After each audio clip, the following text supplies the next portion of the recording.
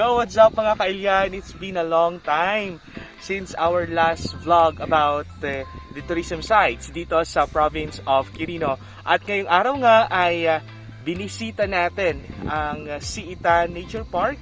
And yes, andito na nga tayo. So, come, samahan nyo kami at ating i-discover what is hidden in SIITAN Nature Park, only here at Barangay Pongo, Nagtipunan, Quirino. Tara!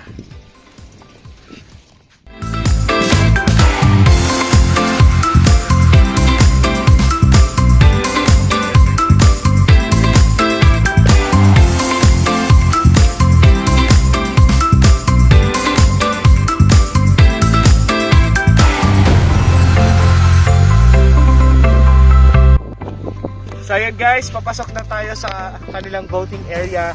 And by the way, this afternoon, kasama po natin ang DTI Quirino family dahil they are going to monitor the shared service facility project na na-award or naibigay sa mga empleyado ng park na ito.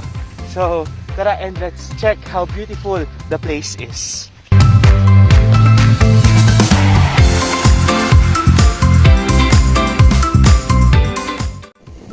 Ayan guys, so kasama natin ngayon si Sir Marlo, ang team leader ng mga staff dito sa SIITAN Nature Park.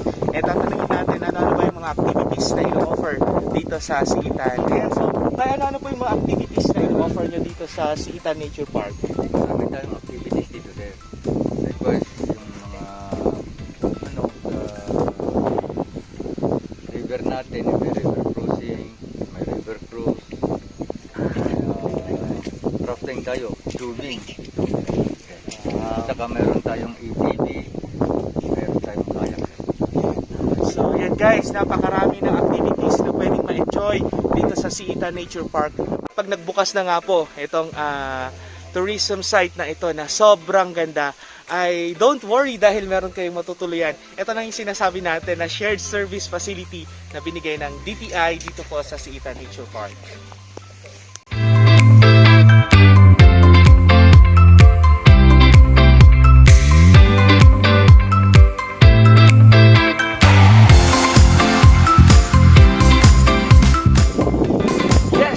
Bababa na tayo sa kanilang swimming area. Right guys, this is a natural, no? A nature created pool. Looking at the color, napakalinis, parang ang sarap maligo. Let's see more of their swimming area. Come on.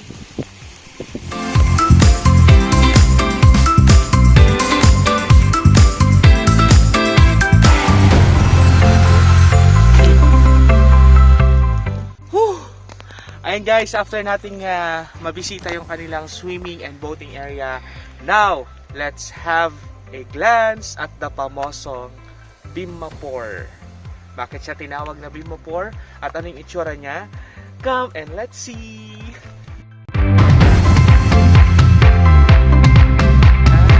Hi guys! Papunta na tayo sa isang point doon na park kung saan makikita mo yung imahe ng isang barko. Kaya siya tinawag na Bimmapor.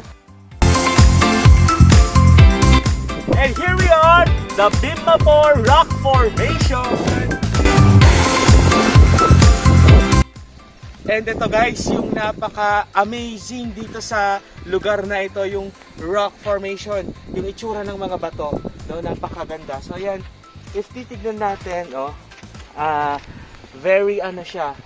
It's the nature that crafted all of this, sabi nila sa English. So this is all because of the nature, and nature made is really the most wonderful creation. Look.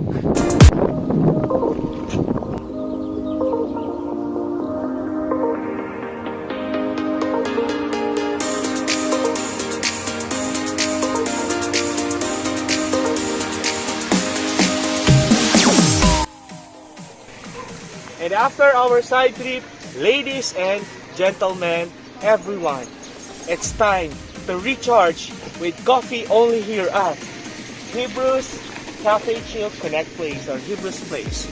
Let's discover the beautiful place and let's taste their coffee. Tara!